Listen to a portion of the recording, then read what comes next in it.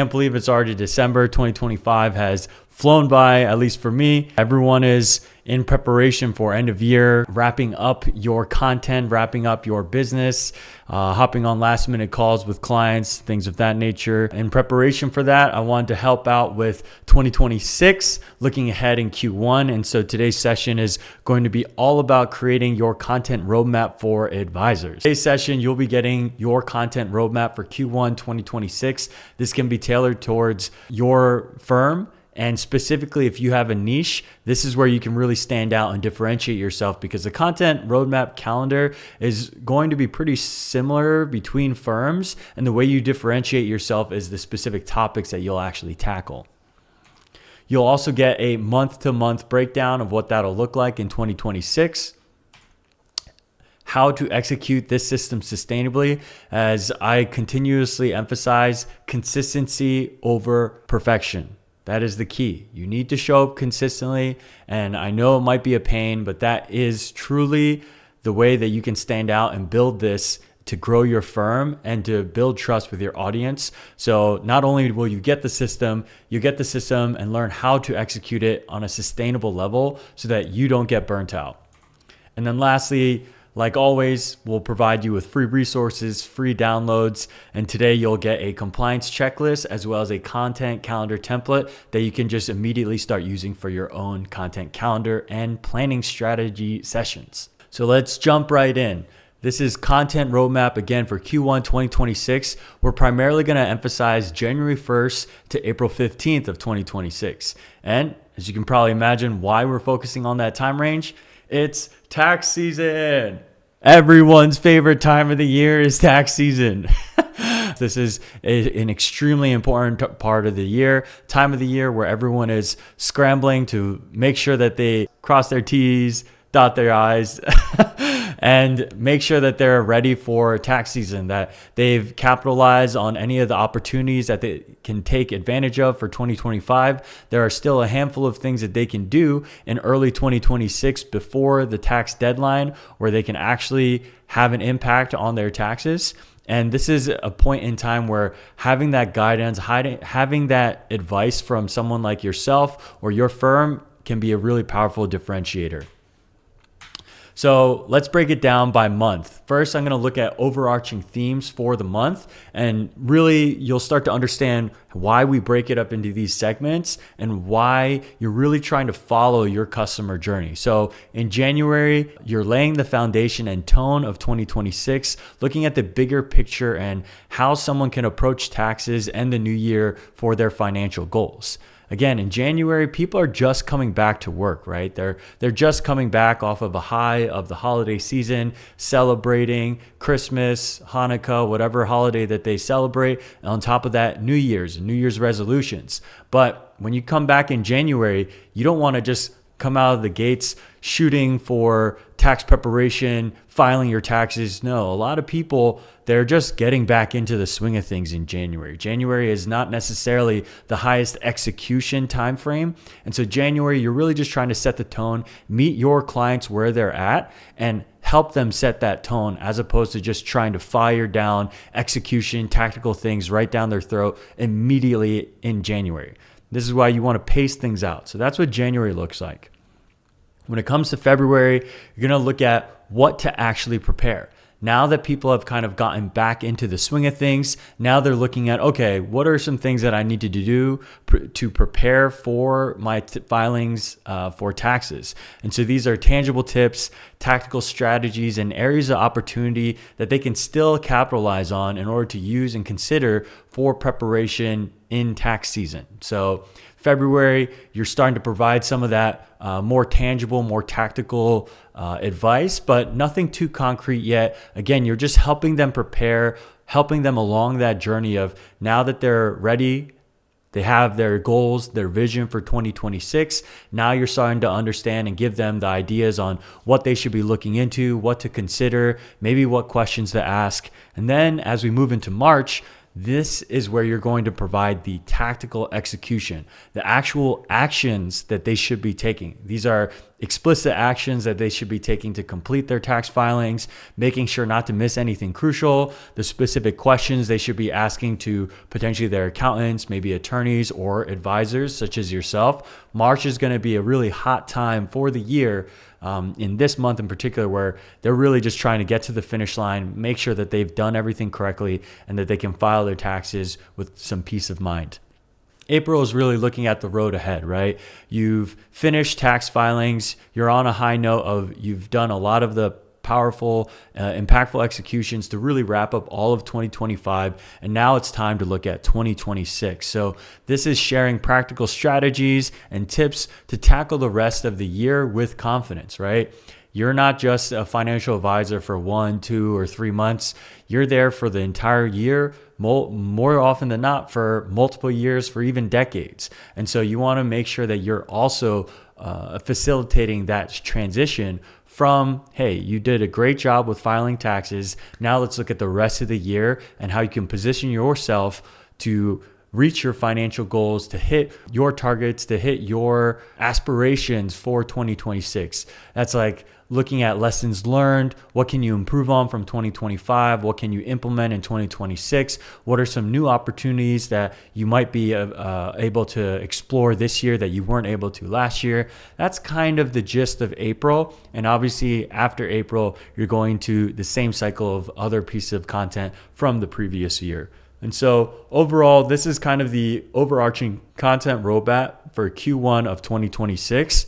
What we're really doing here is crafting your content and your marketing strategy to walk alongside your clients and prospects rather than just showing up with your desires, your needs. You're really wanting to figure out what your clients' needs are and meet them where they're at. Now, as we move on, we're going to be looking at the actual month-to-month breakdown of this content. What does that actually look like when you translate it into marketing content that you create and put out to your audience? So first, again, January, you're setting the tone. So here are a couple of example video topics. One, your perspective and approach to starting off the new year. This is where you can really share your methodology, your firm's stance on how you can approach the year on the right foot or on a good footing, and give your perspective on what January should look like for a lot of people. What are some of the things that they should be considering, how to set goals, how to set expectations for 2026. Another idea is sharing what a well-rounded tax strategy and financial plan generally includes. Again, you don't want to be giving concrete advice of saying this is exactly what you need to have a well-rounded tax strategy. More so, again, leaning on your expertise, your methodology, your experience. What are things that you've noticed over the years that tend to generate a well-rounded strategy, a well-rounded financial plan, depending on specific goals, right? And this is where you can start to walk people through the goals, the expectations they can start setting, and what their strategy and overall plan could actually look like. Lastly, again, establishing your goals, reflecting on lessons learned. This is a great way to really start the new year with a fresh plate, a fresh palette, a clean slate, as they say. 2025 definitely had its ups and downs for a lot of people, a lot of portfolios. And so looking at 2025, what can you learn from that to help change and redirect, reorient your 2026 approach? So allowing clients to really look at, hey, these are some of the questions you should be asking to establish your goals, and always take some time to reflect on the lessons learned from the previous year. And when it comes to a pro tip for January, you want to stay calm and calibrated. Again, you are working as someone that is guiding the client, guiding your prospect through the process. And so in this area, this theme for January, starting off the new year, calm and calibrated. You don't want to be spiking anxiety, spiking stress in terms of, oh my gosh, you need to do X, Y, and Z before this deadline or else it's over. Like, you don't want to be providing that sort of energy, things that increase blood pressure, anxiety, stress levels, adding tasks to their plate. No, in January, you want to come back calm and calibrated and look at, hey, let's make sure we set off 2026 in a positive way by planning out your goals, looking at your expectations for the year, learning from the lessons from the previous year, and really trying to pave a positive, strong path forward for 2026. When it comes to February, now we're shifting into what to actually prepare. So this is content that you'll share for your audience to showcase what they should be looking at, what they can prepare. And so a topic idea for this is what you tend to evaluate from the previous year to tackle the current year. So again, similar to the previous slide, the previous month's theme of looking at lessons learned. Now, what are some of the more tactical things that you can do, the tactical questions, the evaluations that you can make from your previous year to make sure that this current year is even better or stronger in terms of confidence as you approach 2026. Another piece of content that you could start sharing that'll be valuable to your clients and prospects is important documents, receipts, and forms to gather to prepare. Obviously, tax season comes with a lot of preparation. You're going to need to find your receipts, find your documents, find the specific forms that apply to your clients. And so you want to educate them on what they should be looking at. This could come in the form of a checklist. This could be a great opportunity for a lead magnet or a resource, giving them the tools and the ideas of what they should be preparing, what they should start hunting down and looking for, whether that be going onto their online software platforms, looking and finding those invoices, finding those receipts, whatever it may be. This is the time to start giving them those resources and help them understand what they need to prepare in order to not miss out on anything and tackle their tax season filings with confidence.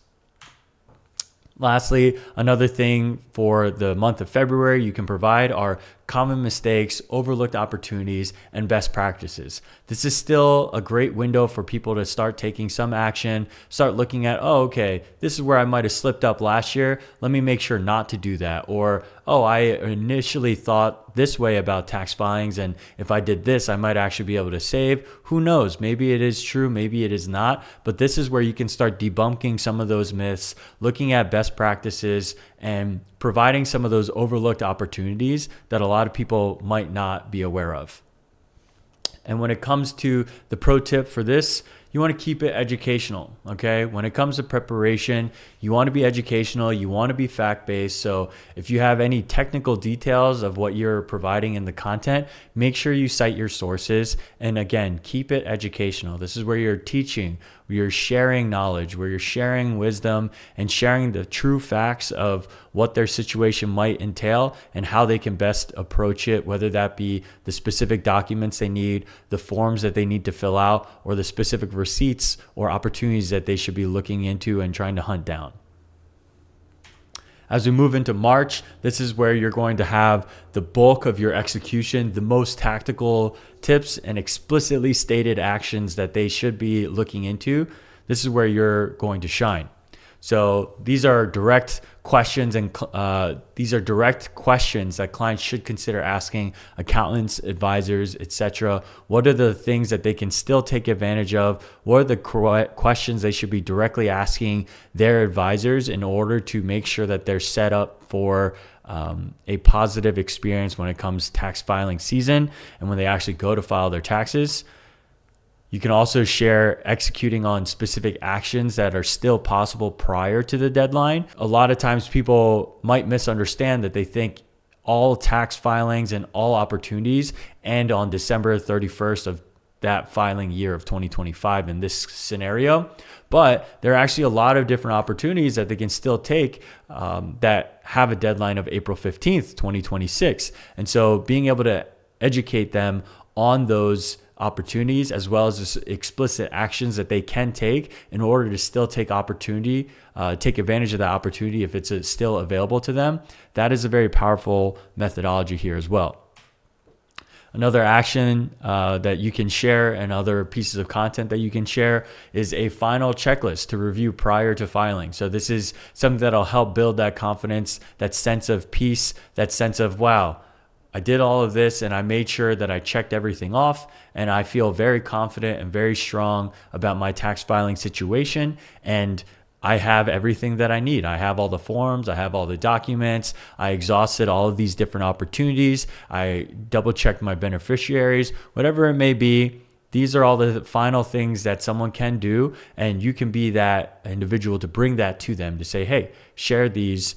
This is the things that you should look at, and this is how you can, finally put to bed your tax filing and get 2025 in the books.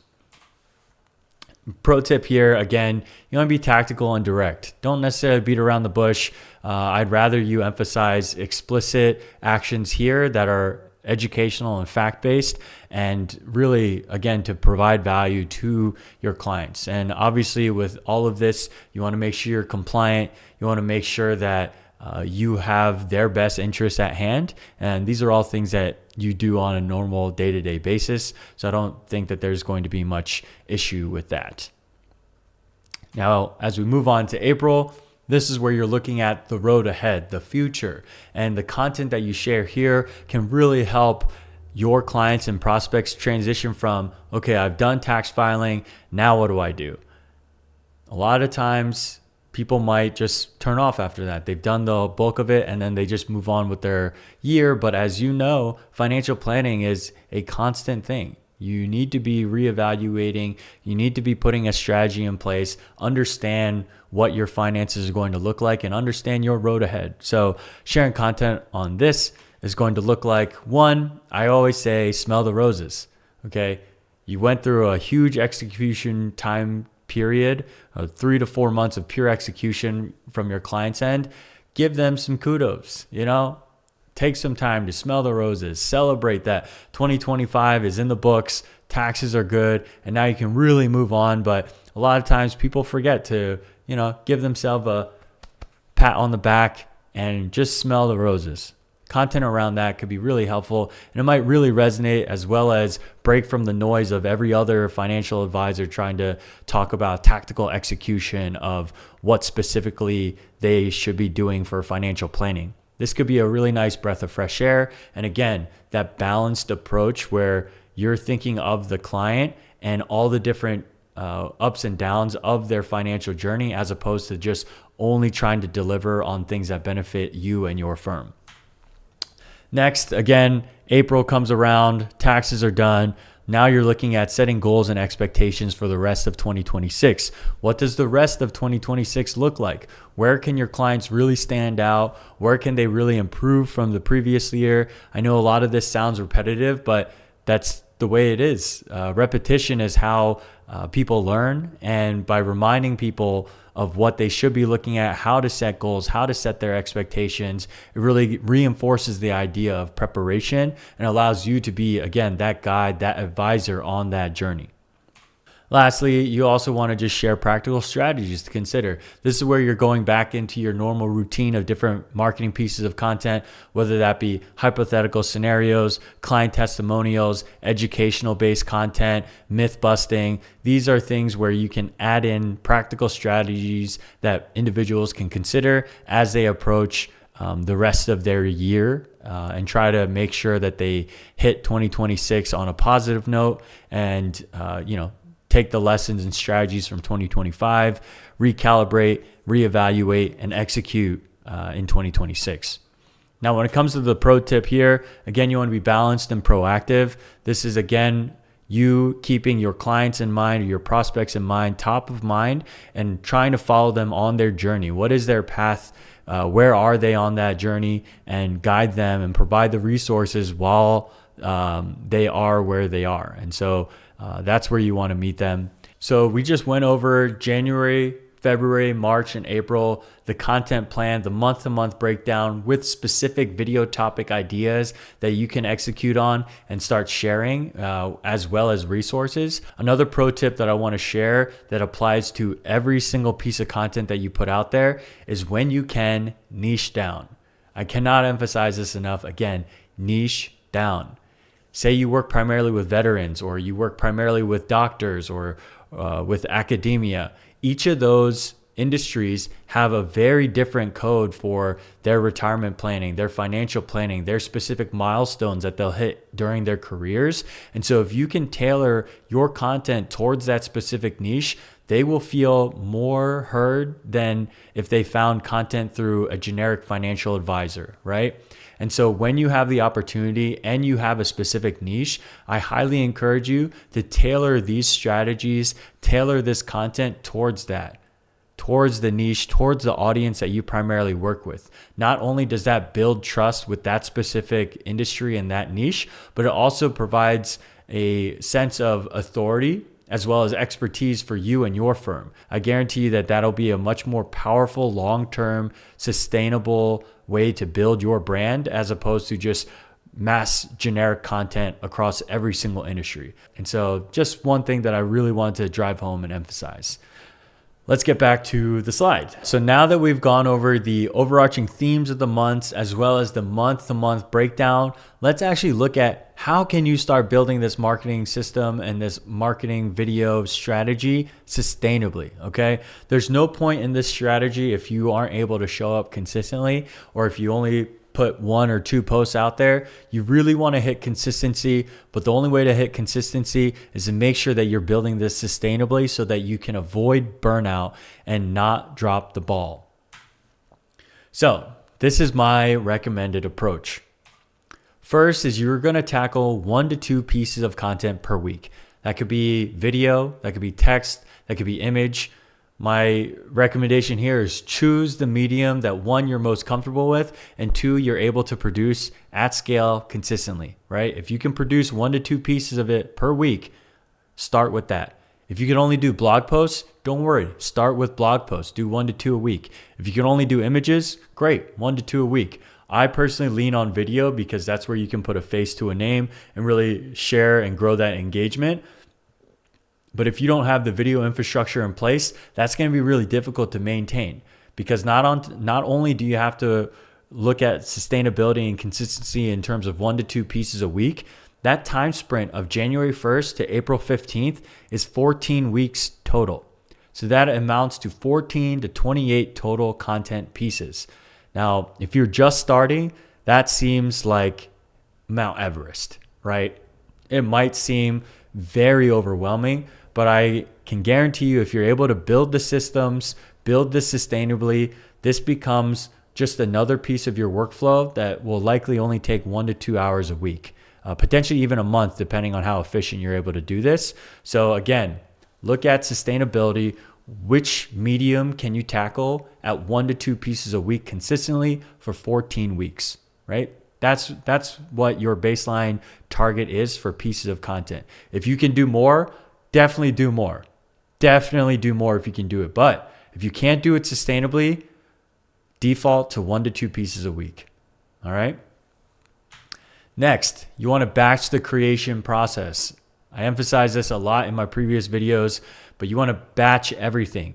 You don't necessarily want to go from brainstorming to ideation to scripting to filming to editing to submitting to compliance to scheduling all in one day. If you did that all in one day, that would probably take you more than half of your powerful working hours, may take you 3 to 4 hours. Plus, you might have to wait on compliance to get the necessary approvals from their team and other relevant stakeholders. You want to batch the process. So for example, if I want to plan out January's content, January has 4 weeks. If I want to hit 2 pieces a week, that's 8 pieces of content for January.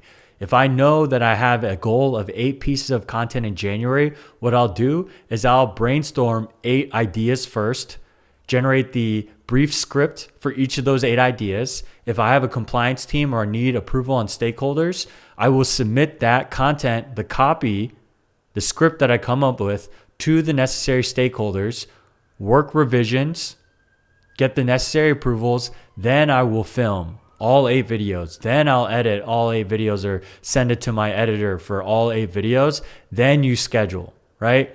And what that allows is you can take maybe 10 minutes each day or 20 minutes each day or maybe 1 hour chunk of a week in order to batch all of your content and then be ready to schedule and post throughout that month.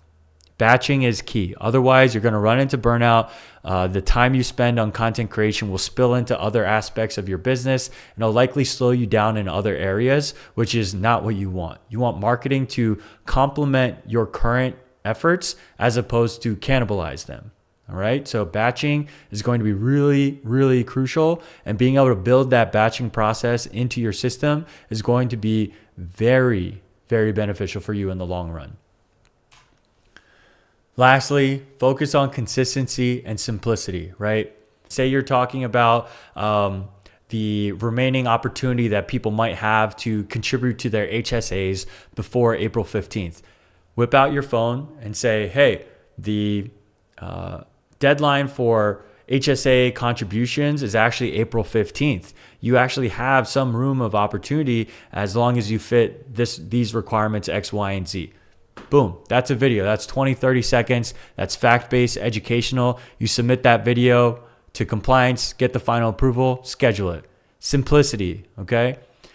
If you have a trade-off between a really complex video or a complex topic, complex piece of content that'll take you weeks to accomplish versus a simple version of it that might not be as polished but gets the job done, I would lean on consistency and that more simple version as opposed to the complex one. Because again, the goal here, your goal here is not to be the most high production firm producing the highest production value for your content.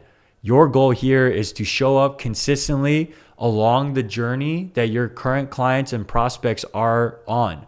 And so your goal is, again, this 14 to 28 pieces of content. It's not 14 to 28 picture perfect, high quality Hollywood studio level video. That's not it. Your goal is the 14 to 28 consistent posts that deliver value for your clients and your prospects. So lean on that. Ask that question. Is this consistent and is it simple? Is it something that I can repeat and continue to do to hit my goal of 14 to 28 pieces of content? And if the answer is yes, go for it. If the answer is no, you might want to reevaluate. So now we're going to get into the part that everyone loves the most, which are the free resources, the templates, the downloads that you guys can get and immediately start using today. So the first is a compliance checklist. The reason why I include this is obviously advisors, financial planning, it's a highly regulated industry, and you want to make sure that all content that you put out there follows compliance, FINRA, the SEC, all those guidelines and rules and regulations that you need to follow. You want to make sure that your content does not break or breach any of those. And so if you're working with a compliance team and you need approvals, this is a great first step that you can take prior to submitting that first approval to hopefully expedite that approval process and minimize the amount of revisions that you need, which would obviously minimize the amount of time from ideation to scheduling and publishing your content. So let's look at this checklist. This will open you up to a Canva.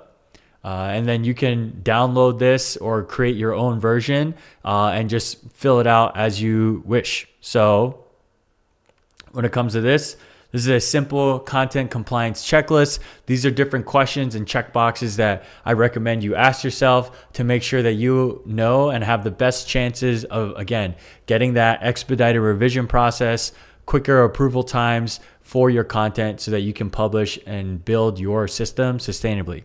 Simple questions lead to better results as long as you ask them and follow them. So starting off with, is your content educational or fact-based? Did you avoid giving any specific advice? No you shoulds or blanket recommendations. Encourages consulting with an advisor or expert. Scenarios are anonymized when necessary. Facts are cited from credible sources and referenced in content description and or comments. Would highly recommend referencing and citing government-backed organizations like the SEC or the IRS. You have no guarantees, promises, or predictions, no unpermitted client identifying information. Proper disclosures are included if required from your team. And then you've received final approvals from compliance and relevant stakeholders.